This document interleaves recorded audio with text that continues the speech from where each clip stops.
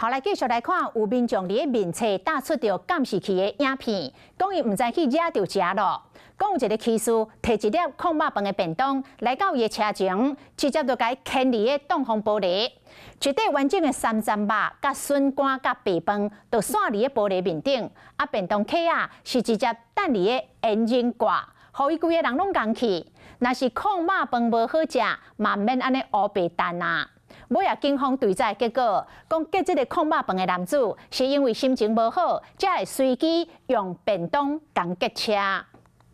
控肉饭乃平伫咧我的车顶，车主看到这个画面是刚刚起，刚刚看到一块三层含笋干白饭，蒜叶叶点伫咧十方玻璃，调监视器掠凶手。半暝啊，骑机车的人骑来到车库，暗晓摕物件到击毁车顶去，前后点1分钟，落尾骑车跟人共选，互车主抛弃了网络指控，真正是乌白来，控肉饭真歹食，嘛唔通这么讨债，拼去你别人的车顶。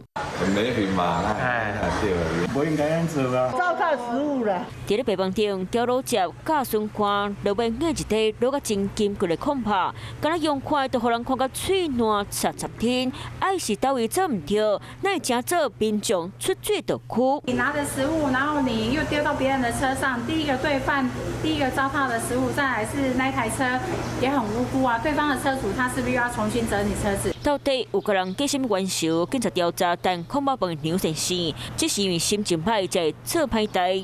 朋友欠他钱，然后他到朋友家去要钱哦，找不到，要不到钱，然后他心情就不好，然后就要回到那个停车场附近找他的摩托车，因为也找不到他摩托车，又要不到钱，然后心情就不好，然后就干把他所买的空肉饭啊，就往那个车子上面丢。红记控肉饭的车主无甲人掠，刷扫掉红台皮，就和台湾的好食点心控肉饭嘛不过红糟蹋。